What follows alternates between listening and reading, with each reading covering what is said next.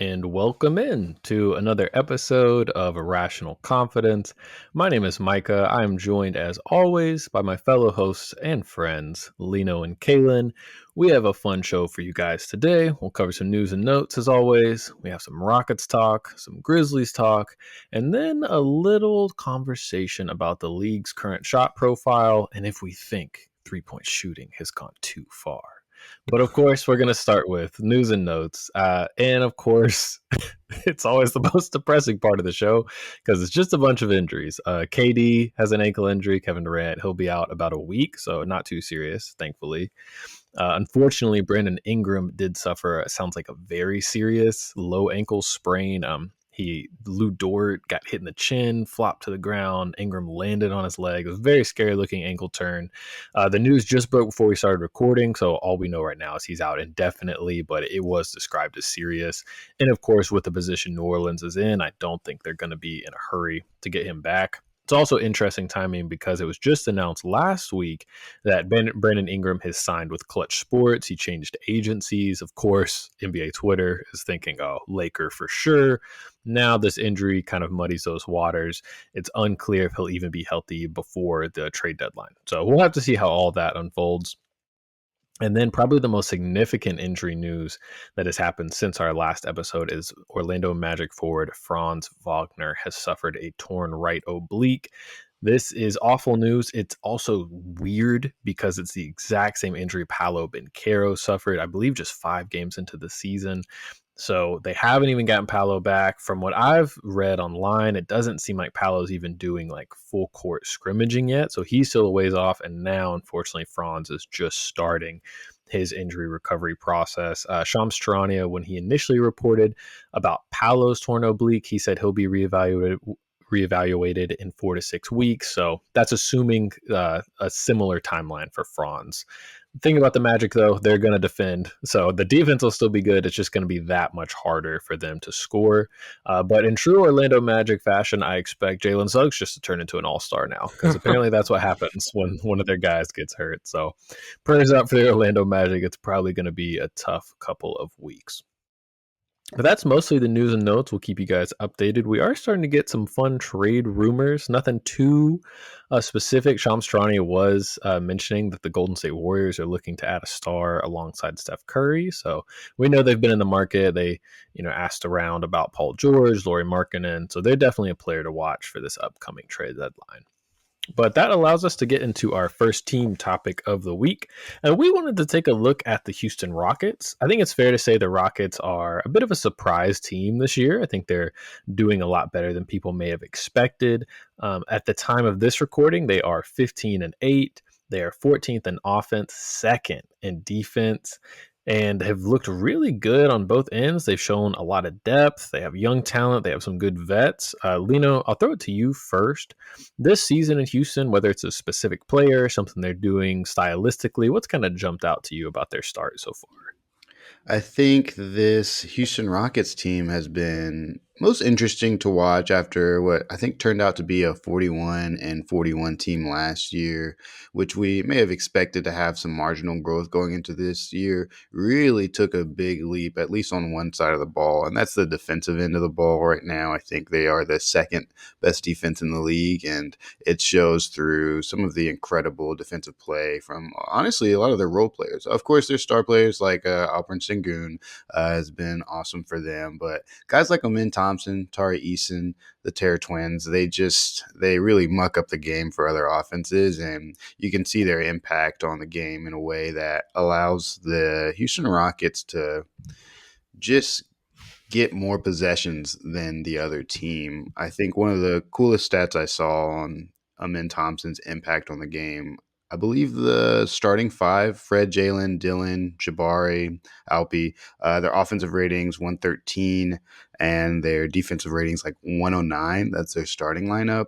When you plug in Amin Thompson and you take out Jalen Green, the offensive rating is around 118 and the defensive rating is 85.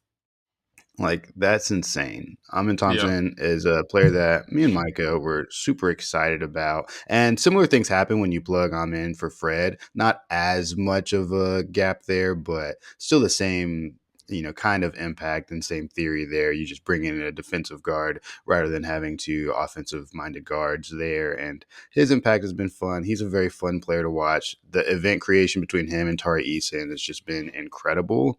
But on the other side of the ball, I think is where most of their struggles are. Efficiency is the number one thing. All of their players are not being very efficient this season. I think across the board, everybody's shooting worse.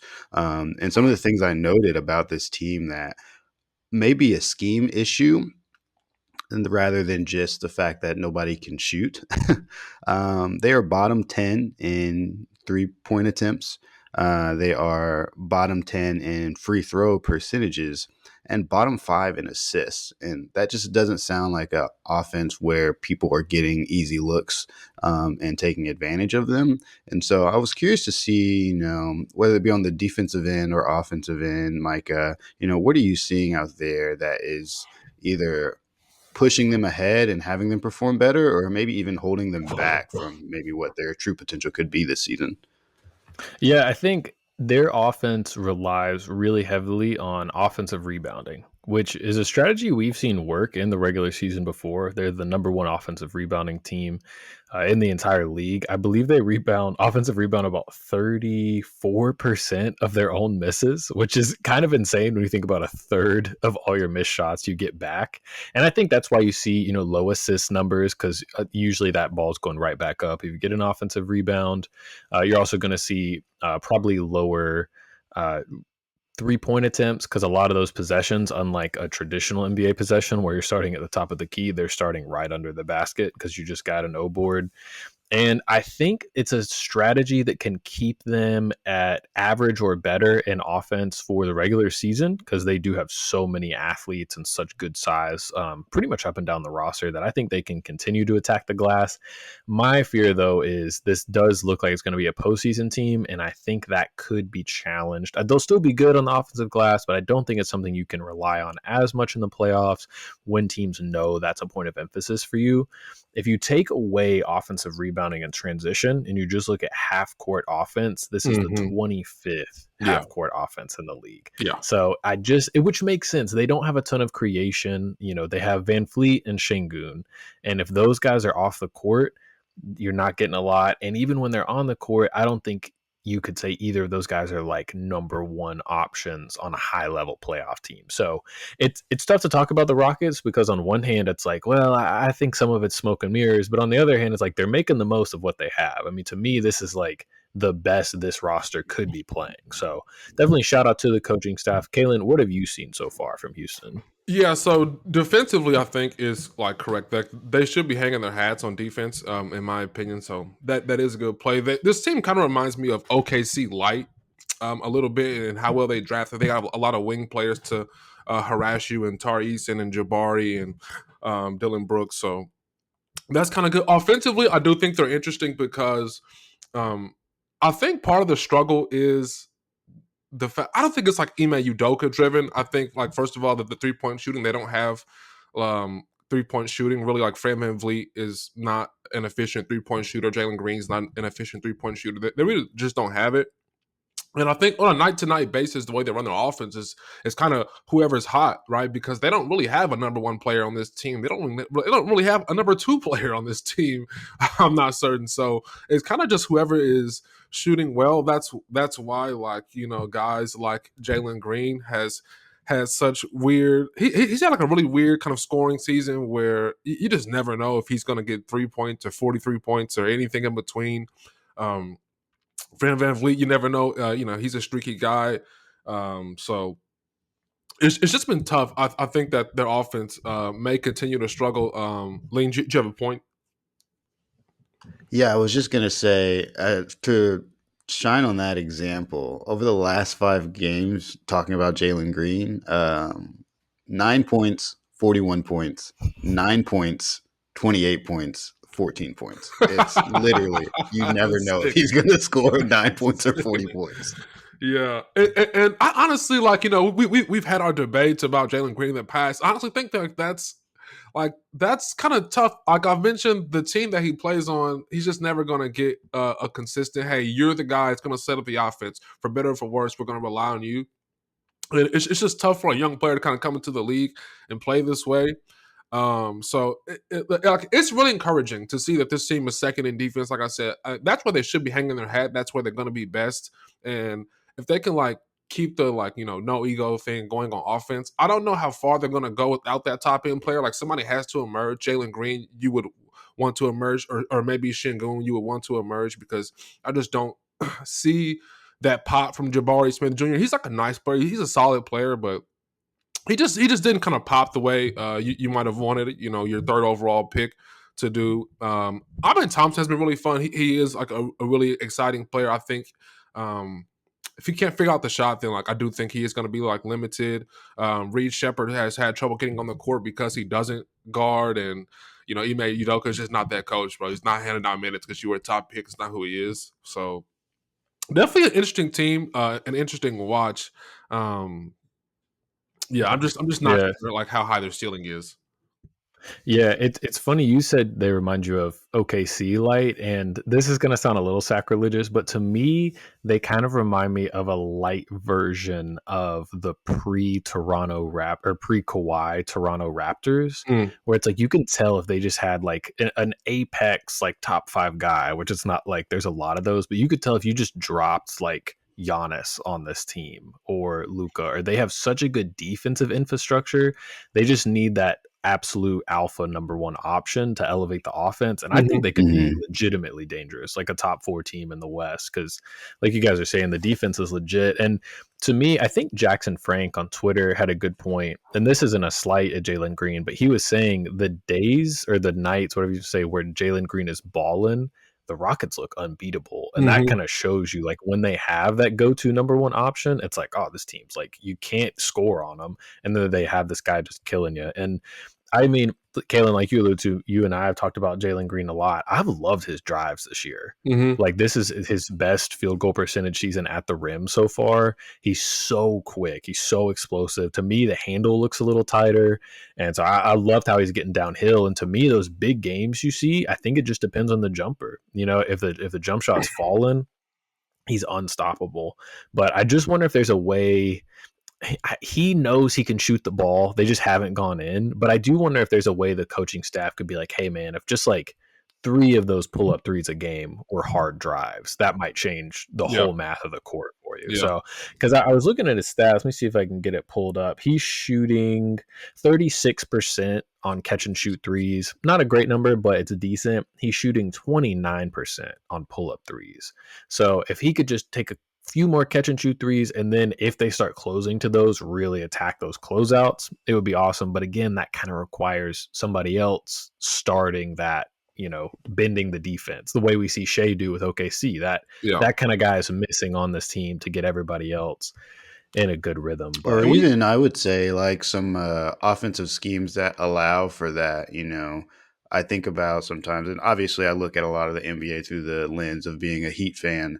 But I think about Şengün and Green, and I think about Bam and Tyler and Bam and Duncan, and how Bam, while he has grown as a creator for himself, has always been an amazing creator for others. And the way that Spo has utilized him, and I'm curious if they could do more of that stuff to get Jalen Green some threes that are a little bit easier. Like they're not exactly catch and shoot threes, but one dribble right off of a screen. Like you got an open look, an easy read. If they go under, you just shoot it. Because most of what I've been thinking about with Jalen Green is, watching the year that Tyler's having this year, and us being fans of him when the league overall was pretty out or down on Tyler over the past few years, and him starting to put it together and what it looks like with his efficiency at the rim and his 3-point shooting obviously has been incredible. I'm just curious as to what Jalen Green needs to do to be able to get from where he is right now to getting to that point in his career where I think him as a full player is more realized, and we can see what that looks like. Obviously, it requires making more shots. But I think the difference in the type of shots Tyler has been taking and working on compared to what he used to do, between like mid-range jumpers and things like that. And I just feel like there is a path forward for Jalen Green. I don't know if it's going to be on this team in the timeline that they need it, but I see it. Like I can see the potential in the guy more than I think I have previously. Yeah, it might be unfair to compare him to Tyler just because Tyler came in as a 40% shooter from three and has been that in his career. And I mean, if Jalen Green turns into that, then he's going to be an All NBA player. So that would be sick. But to me, I was watching him, and I almost wonder if like passing could be more of a focal point for him, and that might be an off-season thing. I mean, it's hard to make yourself a better passer. There's only so many things you can do on that. But when I watch him, I'm like, man, if he had more passing vision, he could almost be a version of Ja Morant with the downhill attacking, nobody can stay in front of him, explosive at the rim. He's never going to have Ja's shot profile because Jalen came in as somebody that with a reputation as a shooter. But I would be interested to see if he would make the focal point of his game paint touches and then spray into shooters, which of course Houston needs shooters for that to work. But in theory, that could be a cool version of Jalen Green too, just like a downhill driving kick kind of guy. Yeah. Can we talk about? Go ahead, can we talk about Dylan Brooks, please? This yes. guy. Okay. So I want to because I think I'm out the numbers. On the Dylan Brooks experience.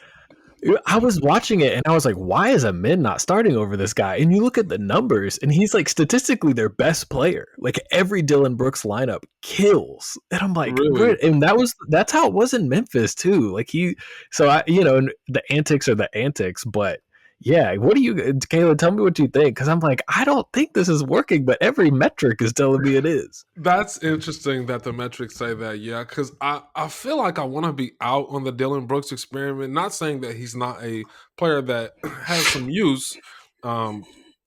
He's a weird dude. 38% from three, but 41% from the field.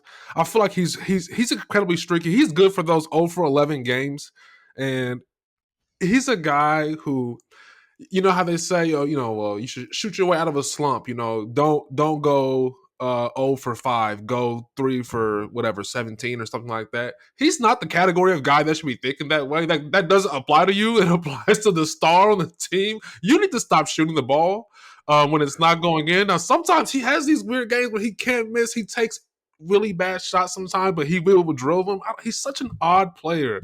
His career rebounds is only 3.2. He just doesn't help on the rebounding at all, but it feels like he kind of should be helping with rebounding. I just don't know really how I feel about him. He's kind of a night-to-night guy. Some nights you love him, some nights he's really killing the team. So it's tough. I think that's exactly right. Lino, what are your Dylan Brooks thoughts? It's a conundrum because as far as the starters are concerned, when you really look at it, he's their best shooter on the floor in that starting lineup. And so when you take him out, they get worse at shooting. And so that's probably why, he's shooting 11 field goal attempts a game. 5 of those are threes, and he's shooting, 38% on those threes. And so as far as 3-point shooting is concerned, they don't really have anybody else they can go to who can just catch the ball and shoot it for some reason. Jamar Smith's supposed to be that guy. Reed Shepard's supposed to be that guy. And until they do that, they kind of have to depend on Dylan Brooks. But the experience on the floor, it's very hard to see, why Amin or Tari Eason aren't starting, except for the fact that this is the only guy who can shoot threes on our team right now. It's like the guy you invite to pick up basketball that you don't want to invite, but he's the guy with the nicest basketball. So you have to invite him, and he gets to play. He's got an official indoor like game ball or something. Yeah. He's like, it's gonna use that. It's like a $75 ball. Speaking of Dylan Brooks being like someone they have to depend on his shooting, that brings me to another specific Rocket I wanted to talk about, which is Jabari Smith Jr. Jabari is somebody I feel like hasn't quite flourished probably the way Rockets fans had hoped. Caelan, like you mentioned, he's a top 3 pick. It's especially tough because Bankero and Holmgren were the 2 picks ahead of him, and that was seen as like a 3-way tie for the top prospect in that class. It was really unclear who was going to go first overall, and for a long time people thought it was going to be Jabari. So the fact that he hasn't quite, I don't want to say he's been bad, but he's just been like a solid role player, and you don't see as many flashes of stardom. I wanted to see, Caelan, what are you seeing from Jabari Smith so far? I'm starting to wonder now that I'm really kind of like fleshing these ideas out. I'm starting to wonder if the difference between Houston and OKC is whoever is running the development of these players, right? Like that, like the Rockets have all the like the top blue chip talent, probably even more so than what OKC has. But it's just not being developed. Like I've never really felt like anybody has sat down and focused on Jalen Green and said, hey, we're going to develop your game. We invested a number 2 overall pick in you. We want you to lead this team. We want you to be our future. And it feels like that, especially now that Ime is in here, Ime does not feel like a development coach at all. Like he wants to maximize wins, and that is it. And like that's been good for their, like, I guess, for their record or whatever. But for the long term, I just feel like they're not developing their young talent, not playing Reed at all, or not spending the time on Jabbar. I feel like he didn't have direction when he came into the league. Like, they kind of watched him play, and he didn't. I don't know. I mean, coming into the league as with Paul Silas as your coach is not awesome. Like, I just think that he did them a disservice. He didn't give them direction, and now they have Ime, who's a better coach than Paul, but he's not developing them. So like Mhm. it's just tough. I feel like they're not investing in their young talent that way. Yeah. Yeah, I think and that was my one thing about Udoka coming to this team is he knows how to win basketball games, but he's going to do it in whatever way is going to win the most games, Mm-hmm. and whether that sacrifices, a young guy's development track, he doesn't really care. Like you're responsible for that on your own time. I need to win games, and so if you can't show up and play winning basketball, then we're going to have to move on to the next guy. And so that's going to be tough for guys like Jabari Smith, who I think can still get there. It's just going to take somebody caring enough to actually help him develop his game in that way. And I think that it also will require him to work on his game. Reed Shepard has got to find out a way to get to the floor, or there's no way, I think, for a player like Reed Shepard to develop their game without minutes. Like, I don't think that's something that's going to be able to happen Can I in have practice. one more point? Yeah. When you see the Thunder do things like bring in Chris Paul, like just for a year, like that's so helpful for a guy like Shea to play with him for a year, and then okay, get him out of here so that I can like work on the things that I learned from him. Like you bring in Fred Hmm. VanVleet on this long deal, like this doesn't help Jalen Green. Jalen Green needs to have the ball in his hands so you could see if this is a guy who can lead your offense or not. Like we've had these debates because I like Jalen Green and you guys are not as high on him. We're not even sure. Like we haven't gotten to see him run a real offense. Like he needs the Yeah. opportunity. So I feel like Fred on a long term deal was a mistake. If you want to just kind of have him in here for a year or two at the most to kind of show Jalen Green, hey, this is how you kind of settle things. Yeah, you get this guy the ball, get that guy the ball. But I don't know. This is just a mistake to try to microwave this thing. Like they weren't ready, and they tried to microwave it, and I Hmm. think it's going to hurt them Yeah. in Yeah. the long run. If you guys remember, I do think the Van Fleet contract, Dylan Brooks contract, and the Adoka hiring all happened 2 summers ago when they knew they weren't going to have their pick the next year. Mm-hmm. And so I think that was kind of the front office's thinking. It's like, all right, the tank's over. Like now it's time to start trying. We don't want to give a top 5 pick to somebody else.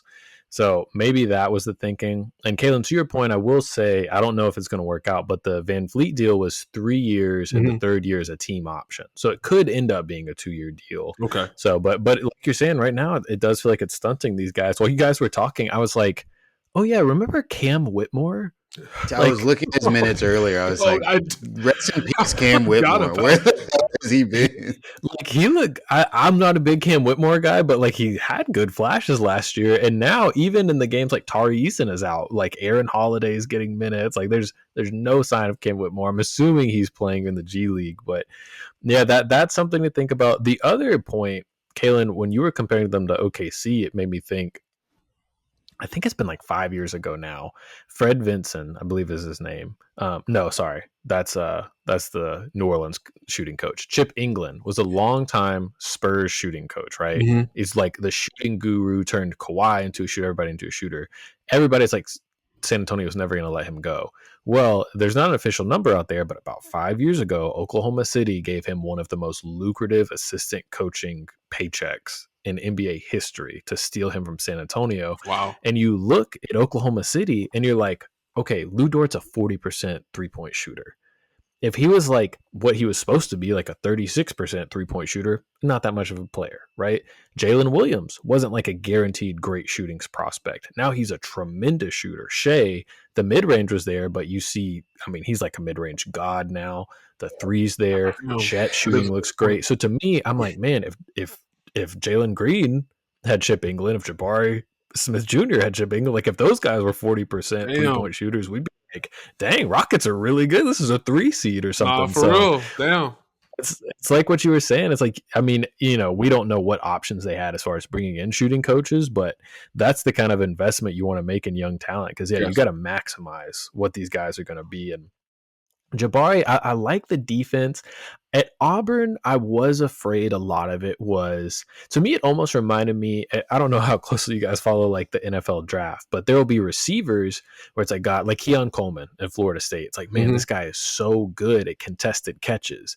And it's like, man, if you're having to make a bunch of contested catches in college, that's telling me you're not really separating in college. Hmm. And if you're not separating in college, you're definitely not going to separate at the NFL level. Hmm. And there's been a lot like Quentin Johnston on the Chargers. Like these guys they're fine, but the thing is they're showing that there's specific advantages at college they won't have in the NFL. And to me, Jabari Smith at Auburn felt the same way. He was so much taller. He would just catch at the elbow and just raise up over guys. And in the NBA, you just don't have that much of a height advantage. And he was always limited in his athleticism in terms of agility. Like if you watch Jabari drive a closeout, it's like, man, he looks very rigid. He looks very upright. And he just doesn't have a ton of wiggle. And so I think because of that, they are really just stationing him in the corner. Like they almost have him in a PJ Tucker role with that Hmm. starting group. And I mean, maybe that's all he can do right now. Like maybe there's not more to it, but he's only, I think, shooting 36% from three this year. He was only at 37% last year. Like this guy was supposed to be a knockdown shooter. So what do you guys think about moving Jabari to the bench? Because I like what Steven Adams does off the bench, but do you guys think if they made Jabari a small ball five and like an all switch group off the bench, that maybe he could be more productive? Caelan, do you have any thoughts on something like that to maybe maximize him?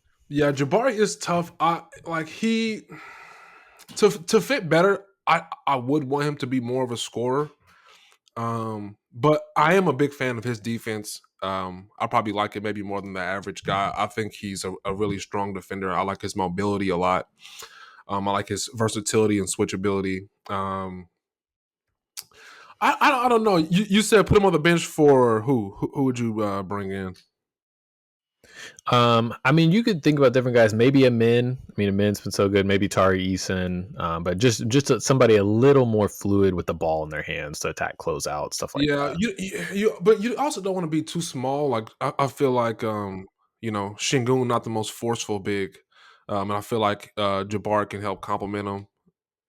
True. So I don't know. Yeah, I think I I was probably watching the leave Jabari in Sacramento there. game and they put Jabari on Sabonis because they didn't want to put Şengün on Sabonis. Yeah, So smart, there are smart matchups call like there. that where Jabari definitely protects Şengün. So that's a good point.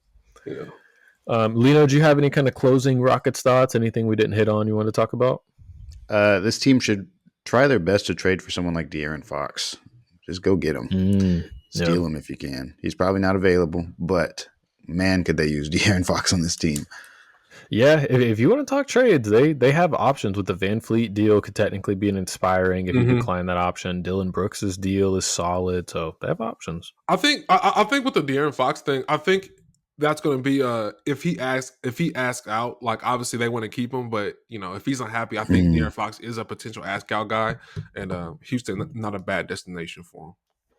Yeah, I know. I saw that report this week after the Kings have been struggling. It was like the Kings have no plan to make De'Aaron Fox available. It's like, yeah, none of us thought y'all were gonna want to trade him. Right. It's like he's gonna ask out, and then y'all have to deal with that. So, yeah, De'Aaron Fox. I mean, Caelan, I know you're a big fan. He's so good, and Oh I yeah. mean, Orlando, like he would be an incredible fit. There's so many places that could use a guy like him. So, Yeah. but Sacramento needs him more than anybody else. I'm not trying to say, Kings fans, if you're listening, I'm not saying they should steal your guy, but he's very good. Cool. Well, if that wraps up the Rockets, I think we all sound like we're on the same page. Great defense, questionable offense, and we'd love to see them get a little more talent in the door. So we'll see what Mm-hmm. happens, but definitely a team that's very good, and you could even argue overachieving. So definitely haven't been disappointing in any way. Another team that's looked really good to start the year is the Memphis Grizzlies. At the time I pulled the stats, which was just a couple of days ago, they were fifth on offense and defense, I believe.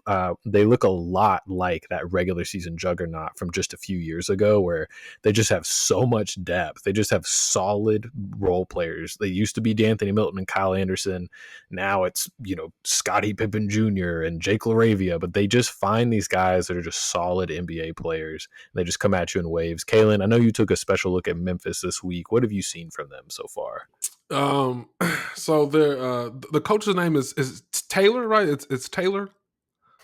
He's doing a hell of a job, guys. He's doing a hell of a job maximizing the talent. Micah, you hit it. Like they have like role guys that are giving them so much. I can't believe what Scottie Pippen Jr. is doing. He used to play for South Bay, and he played a couple Laker games towards the end of the season. And I always thought he was a pretty good player. Obviously, I thought if he was bigger, he'd definitely be an NBA player. But uh, I mean, what he did when Ja Morant was out, he had that 30-point game in the win. Like they've done some impressive things, but I think the starting place has to be Jaren Jackson Jr. on this team. Guy's been incredible all season long. He's leading the team in points, which has been good. His 3-point shot, he's only shooting 34%, but I don't know. When I'm watching, it just goes in. I don't know if I'm just watching the right games, but good guy. When I'm watching, his shot goes in. I just love the amount of lean in that he gets when he's open. It makes it, I feel like it gives him extra bit of confidence when he can really lean into those threes. But been attacking closeouts, and he's been great. Dude is so mobile and so athletic. He's so fast. So he really leans into that. I feel like I still would like him to play a little more forceful, but I don't know. I guess it's just not really his game. This dude still just doesn't rebound the ball. It's averaging, I think, like 5.9 rebounds. But oddly, I mean, the Grizzlies are third in the league in rebounds. So I guess like they just have a rebound by committee thing. So maybe I should give them a break. J Huff, baby. I can't believe that. I can't believe that we're we're so far into the season, and the Grizzlies announced team, they still say Huff Snuff after every single block he gets. I'm just like, give it a rest, guys. But the Grizz have been exciting, man. Salty Aldama still knocking down shots, and he's a guy. It's good to see him, punish the occasional mismatch. That's not like what I naturally think of him, but I have seen him do that a couple times this year, so that's been good to see. And just the pace that they play with makes them incredibly difficult. And the games where John Morant's threes falling, they're almost unbeatable. To be completely honest, they're a really tough team. But it's been fun watching the Grizz. I historically have been annoyed by this team because John Morant gets on my nerves, and I think that they talk a lot of crap and all that. But I gotta say, when I was doing watching some of the games getting ready for the pod, I was having a good time. Like this is a good team, and they are a fun watch for sure. Yeah, absolutely. I think, like you mentioned, this looks so much like the juggernaut regular season team that we saw beforehand, and so many of the numbers really reinforce that. This team is second in pace. They just get out and run and run and run, and they work you out the whole game. They're sixth in 2-point attempts, and third in free throw attempts. So they're getting paint touches, they're getting to the line, they are making the offensive side of basketball very easy for themselves. And of course, they're leading in like rebounds because while Jaren Jackson Jr. is only averaging, a few rebounds a game, they are doing it by committee. Jay Huff is out there getting boards. Aldama gets boards. Zach Edey, who's out right now with an ankle injury, he's averaging a decent amount of boards as well. And so they just have a lot of guys who can grab it. And then John Moran himself is a decent rebounder as well. He probably gets a lot of rebounds that other players are supposed to get Brandon just because Clark he's in too. the area. Yeah, and so they've got size, they've got speed. Like what you said about Jaren Jackson Jr., his offensive game, as far as how fast he is with Yeah, his like post moves, yeah, it's crazy. Like yeah. he gets to his bag in such a fast way. Like it's, a lot of bigs are very deliberate with their movements, or, you've got guys like Jokic, Sengun, who kind of have that slow type of post game. Jaren Jackson Jr., like he's like a jab step and then he's gone. hmm You He's quick, never bro. even saw it coming. And so it's been very impressive. John Morant has his team playing an incredible version of basketball when he's on the floor. But I think the most important thing is that this team doesn't have like they don't have a bench that people look at as like, oh, these guys could start, or these guys, are really killing other teams. But the team doesn't fall off a cliff when their bench is playing. Like hmm guys like Scottie Pippen Jr.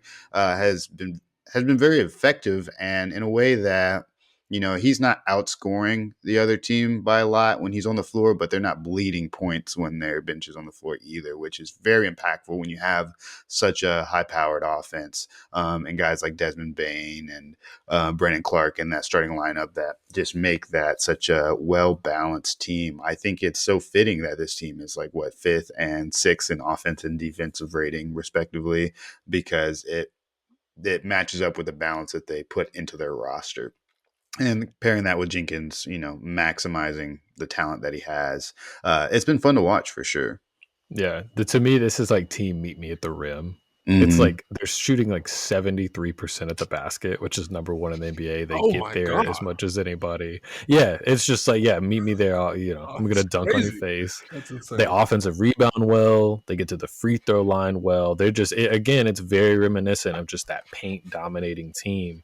They're a team that you would probably think, other than Kennard and Desmond Bain, they don't have a ton of shooting similar to Houston, and they kind of beat you up in the same way, just in an even more efficient way offensively, getting on the offensive glass and just bludgeoning you at the basket. So I think it's a Mm-hmm. ton of fun to watch. John Morant is just, I think the dunks get the Instagram reels going, but his passing to me is just so special. He's Mhm. very similar to Shea in that he's crucial for getting the turn going, getting the defense bent, and then letting everyone else play off of that. It's just so important. His downhill drive, spraying out to shooters, and then, like, yeah, Luke Kennard can attack a hard closeout. Jake Mm-hmm. Laravia can attack a hard closeout because the defense is already shifting. So, yeah, just very impressed. Taylor Jenkins, obviously, just an awesome coach. He's always in the Coach of the Year runnings. And I wanted to mention something that, I mean, if you guys, I'm sure if you listen to this podcast, you listen to the Dunker Spot, but Steve Jones Jr., who is just so wise when it comes to basketball, last season, during the season from hell that Memphis had to deal with, was like, hey, these reps for Jaren Jackson Jr. being like the only good offensive player on the court, like those are gonna pay dividends. And boy, have they. Like you can just Mm-hmm. tell he's just so much more comfortable, especially with John Bain out there. Like he knows those guys are gonna draw a lot of attention. Lino, you mentioned it. He's being so decisive, getting to his moves. He knows what shots he wants to take, he doesn't want to take. He's not even shooting that well from three, and he's still at a career high true shooting percentage to start this season. So yeah, just been super impressed with them overall. Still some of the same concerns as far as like the postseason, offensive rebounding, stuff like that. You can plan for a little more. Shooting's a little more important in the postseason, but overall, this team is super legit, and it's good to see. I mean, Ja has his off the court stuff, but he also just had a lot of injuries, and the team overall did last year. So it's fun to see them playing so well. I will say the Marcus Smart trade still doesn't make like any sense to me. Nope. I don't know like how much he's doing, but either way, they're still playing really well, and maybe it's a movable salary if they want to make an all-in move. Caelan, He's, when you were watching them, did you kind of think like, oh, there's a trade this team needs to make or anything like that? I'll say Marcus Smart. He's good to have whenever they're hurt, which this team is hurt frequently. So he is nice to have that competent veteran body. But yeah, whatever the healthy, I'm like, yeah, let's take some of the Marcus Smart minutes down here. Um, so a trade. I'm not completely sure. Because I don't know. I just feel like they have really good chemistry right now. It's kind of hard to see what they need. They are playing so well on both sides of the ball, to be honest. It's like I don't know what they could like. What holes is this team even trying to fill? But I was glad that you mentioned John Morant's passing. I do feel like that deserves to be highlighted. And I might have made this point before, but whenever the Lakers lost to the Suns in the first round of the playoffs, I think it was the year after they won the title. Um, DeAndre Ayton had like a fantastic series. He scored a lot of points and he shot a high percentage, and people were giving him a lot of credit. And me watching the game, I'm like, he's not doing anything. Chris Paul and Devin Booker are beating their man every time, and AD stepping over, and they're just dropping it off, and he's getting easy dunks, and that's what John Morant is really able to do for this team. He's so important. If he didn't get hurt and miss like those 5-6 games, however many he missed, this will be definitely one of the best teams in terms of record. But he just breaks down the defense almost every possession, and he gets guys opportunity. Brandon Clark 9 for 11 last night against the Celtics in a big dub. Like he's just so important. And I was just looking at the rundown. I don't know if this is like jumping ahead, but I saw the where does Ja fit in the in the NBA, and it was tough to place him because he did miss so much time, and then with the off the court stuff, I feel like sometimes he can kind of bleed into your analysis of him. It's like I still kind of don't like this guy, but when he's on the court, man, he is a dynamo, and he is as good as anybody. He's as valuable, I'll say. He's as valuable to his team as anybody else is to their team. So, shout out John Morant. He's having a really good season.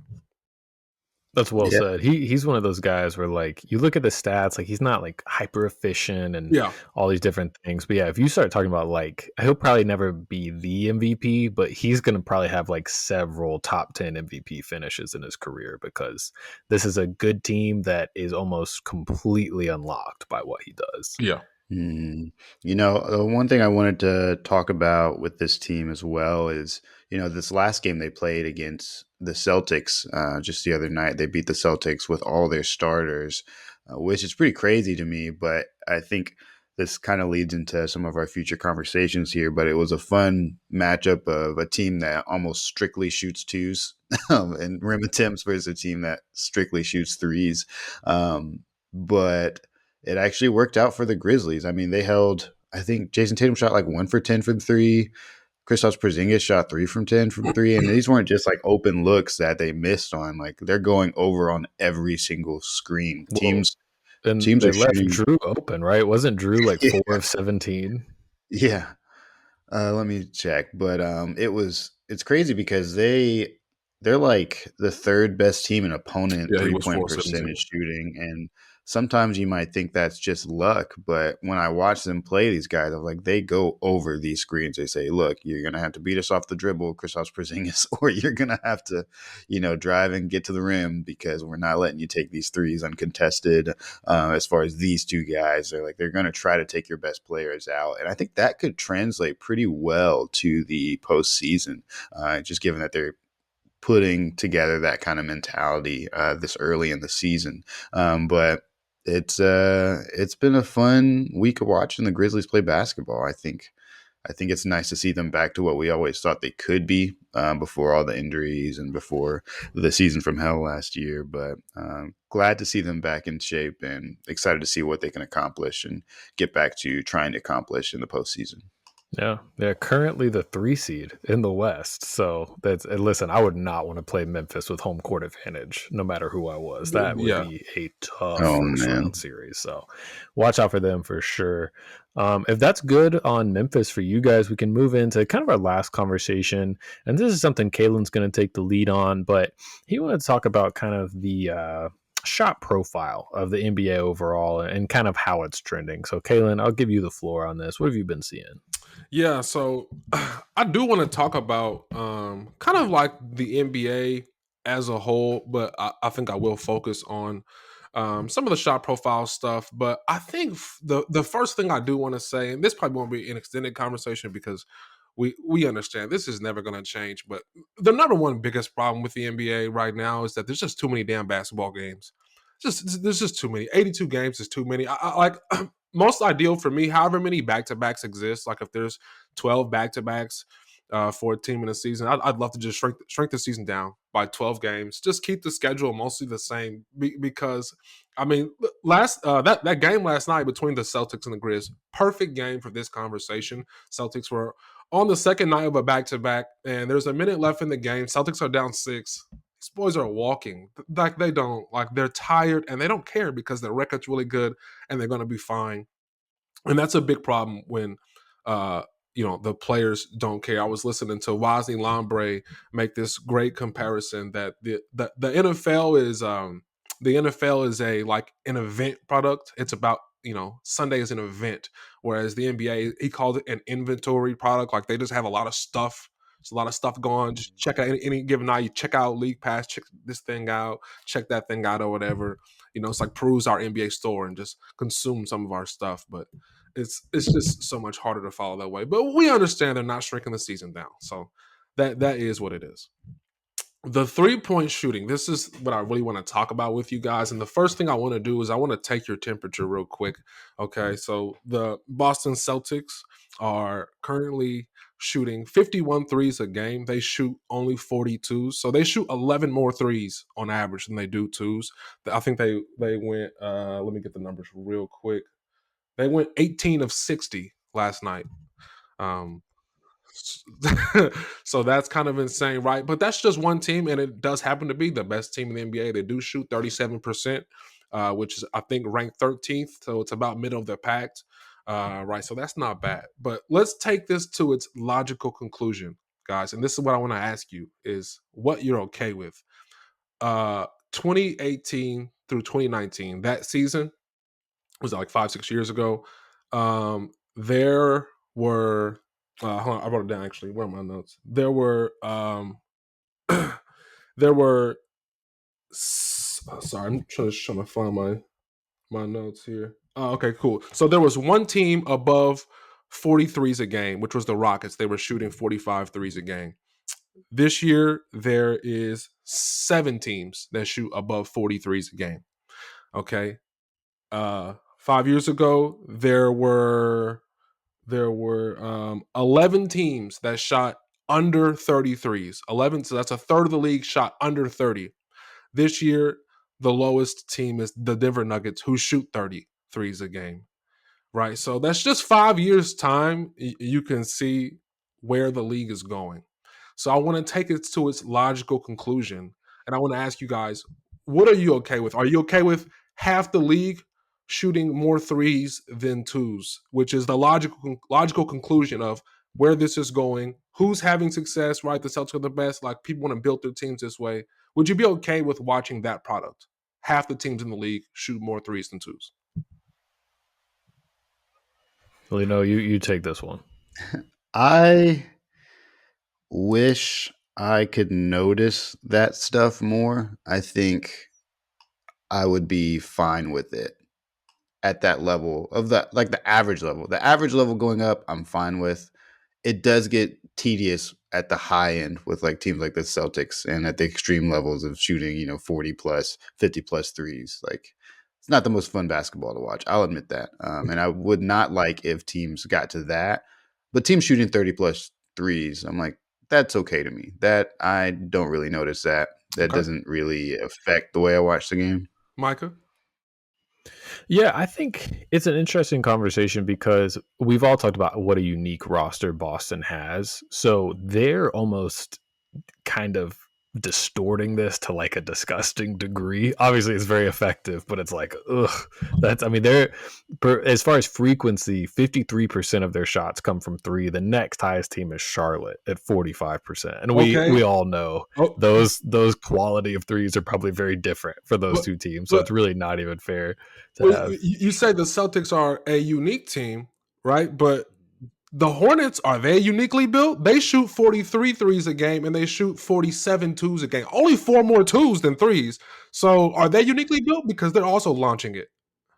Yeah, that's what I just said. I was saying the quality of those threes. Like, yeah, LaMelo has to me one of the worst shot selections in the league, but he's leading the league in 3-point attempts. Like, if you're willing to pull from 35 4 to 6 times a game, you can generate as many threes as you want. So, yeah, to me, I think what I would worry about is offenses becoming too similar to each other, just because I think that kind of takes away from some of the beauty of the game. And Mm, to me, right fair now, point. that hasn't happened. That doesn't mean that it won't, but I feel like because talent will always drive how teams play, hopefully the talent will stay versatile enough to where it's not going to be all 5 out spacing. I mean, you just look at the last few several drafts. Yes, the 7-footer that can shoot threes, whether it's Wembanyama or Chet Holmgren, whoever it might be, those guys are valued, but they're still to me looked at as like unicorns. It's not like 5 out spacing is something everyone can do. We highlighted two teams just in this podcast that really struggle to get up threes and make threes, but they're very potent offensively because of other things they're Hmm. emphasizing. But I get your concern because ideally, it taking as many quality threes as possible is going to be the best offense. It's just Hmm. simple math. It's worth 50% more than a two. But I hope my hope is that the talent will stay versatile enough to where it won't become everyone's just seeking out a bunch of threes, Hmm. constantly. So Caelan, I think were you trying to walk us to a particular point with your first question? As far as I felt like yes, you were leading us somewhere. yeah, absolutely. Because the point is that this is where the league is headed. Like that's why I say the logical conclusion. Like if we just follow the timeline, follow the discourse, follow what people believe, follow what these teams think, follow how players at a young age are being trained, follow what they watch. Right. This is kind of where it's going. And by the way, I do want to add that the Memphis Grizzlies shoot 37 threes a game, guys. They shoot a ton of threes. That's top half of the league. So even the teams that you watch and you think they don't shoot that many threes. They got guys that are getting to the paint. They shoot a ton of threes, right? It's Well, just kind of that's pace related though, because they're 20th in 3-point frequency. They just play so fast; they have more possessions, so fair they are enough. bottom 10 and 3-point like frequency. Fair enough. Fair enough. Yeah, that is the point. Is that that's where the league is headed, and the point that I wanted to make is that that's really unwatchable. For me, I think that where basketball is like as a sport in like the zeitgeist of pop culture is fine, right? Like basketball is what it is. Like in America, it's going to be smaller than football, but it's still going to be a big deal. In the globally, it's smaller than soccer, but it's still going to be a big deal, right? So basketball is fine, but specifically in this NBA context, I think that um it is becoming the least appealing that I can. Maybe I'm just getting old. I don't know. Maybe Kobe and D Wade and Dirk were my Jordan, and that's the brand of basketball I like kind of one star on a team. You build it around him. I actually do think expansion is going to help the league. I think two more teams kind of spread the talent out. I think that will be beneficial, but I think that if maybe we just need more like diversity of thought or something. But if the general consensus is that 3-pointers are good, and even the teams like the Denver Nuggets who shoot the least amount in the league, what does everyone say they need? Shooting. They need to shoot more threes, Hmm. right? Like so, like that's the general thought of pretty much everyone. That's how teams think. Yeah, That's how media thinks. So I just like I am kind of ready to say, like, I'm one of the people now, like, sounding the alarm, like, man, three pointers kind of getting into an issue for me. And I Yeah. remember just as early as just the beginning of this season, we had like a short discussion about it, and I was like, oh man, the Celtics, whatever, like they take a lot, but they are breaking down defenses first. They're swing, it's rotation, but aesthetically, as I watch, 18 of 60, kind of a miserable watch, Yeah.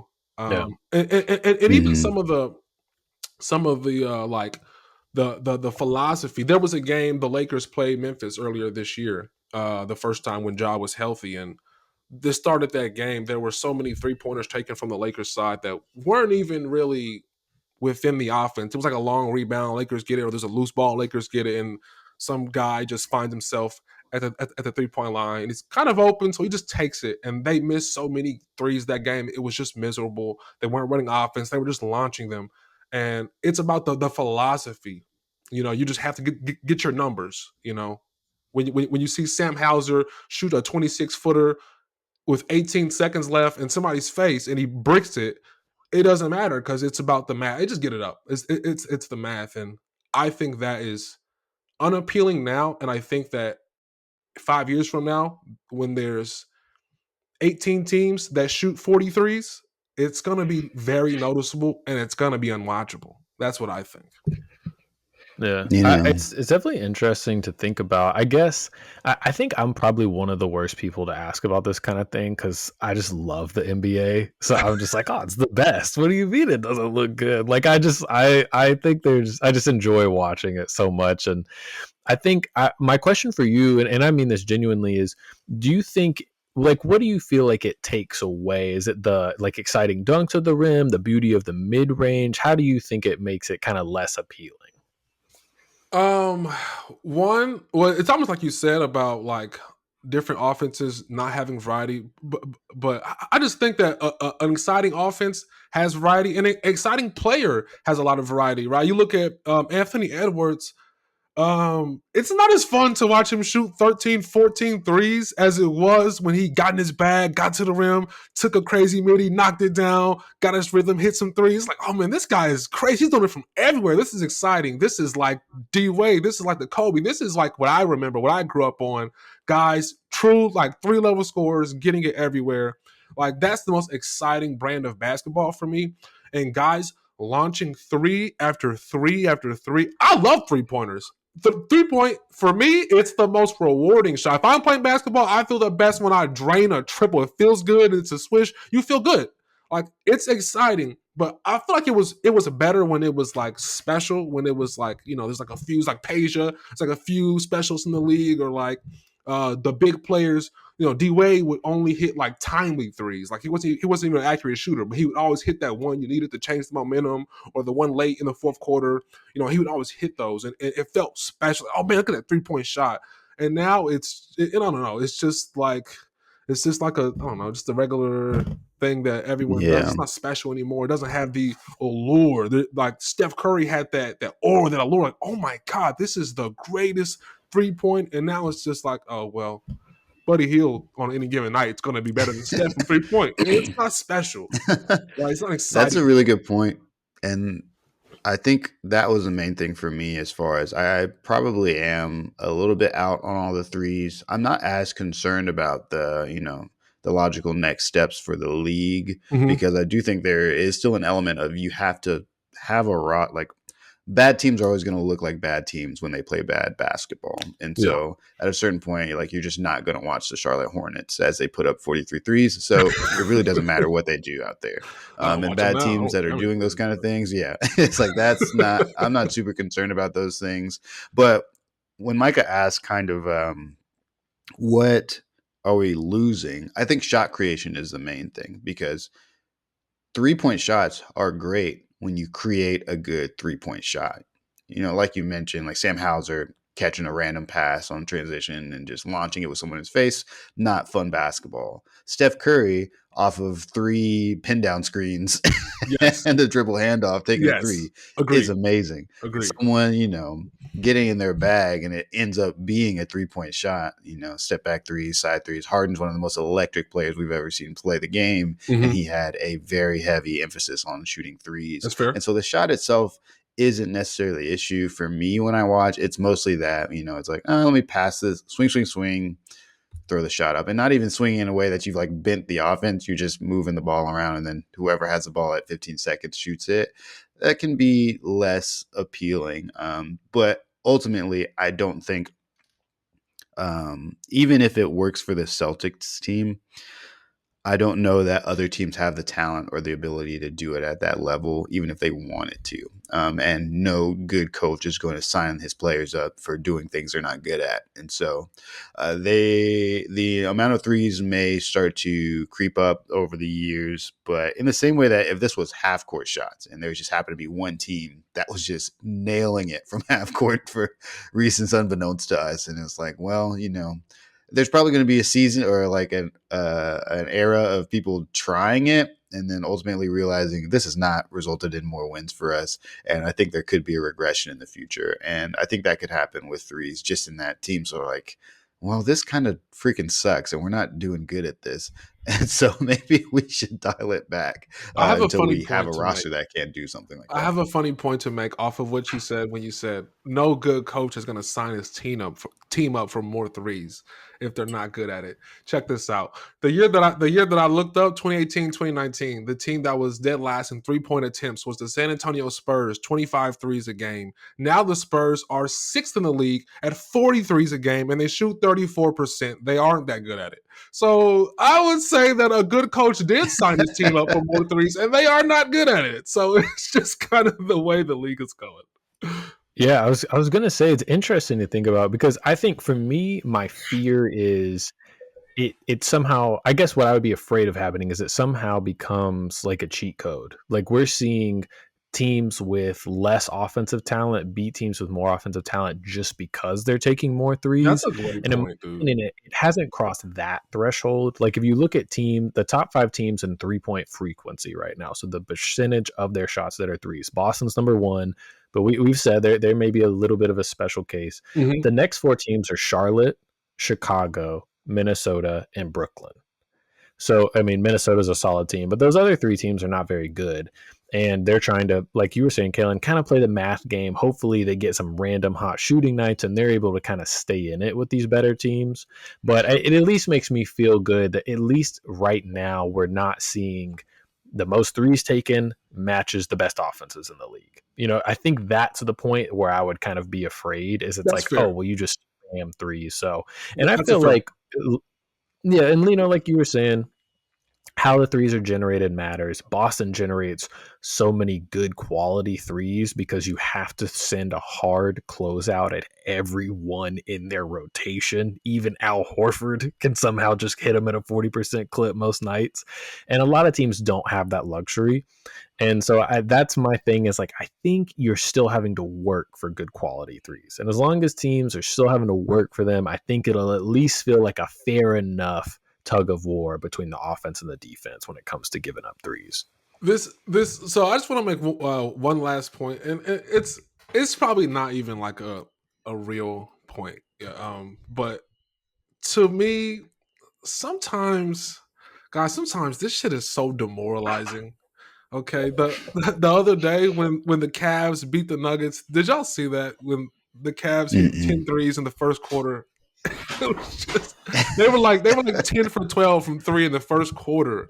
It was just like, oh my god! If you're a fan watching that team, you're like, well, we lost tonight, and sure enough, the Cavs did win. They ended up hitting 22 threes in that game. It's so That is the demoralizing. tough It's part. not a real That is point a very because, tough hey, part. like, guard up, better guard it.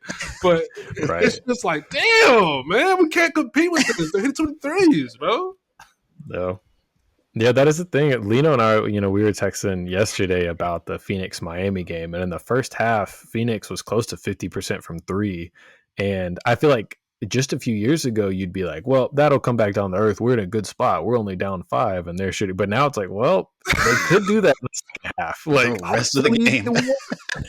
hopefully they won't. But it now is like you see that a lot more often. Teams shooting like mid to high 40% from 3 games. And it's like, well, that just wasn't your night. Like, unless you can match it, Yeah. then you just lose. So It used that to is a be, tough I one. felt like, it used to be like, if you hit like 17 threes, you were just guaranteed to win.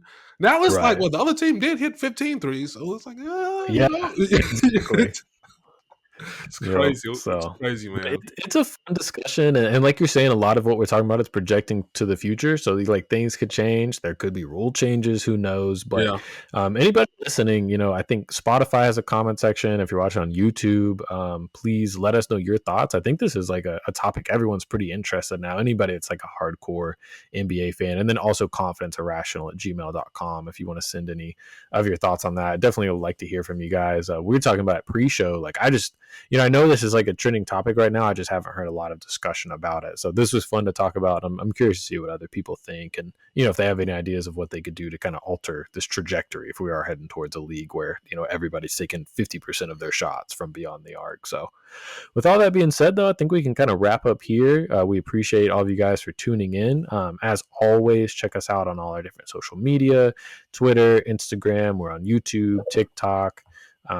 Feel free, like I said, to hit us on any kind of topics we hit today, not just the 3-point shooting, but for myself, Micah, my fellow hosts and friends, Lino and Caelan. Thank y'all for tuning in, and we will see y'all next time.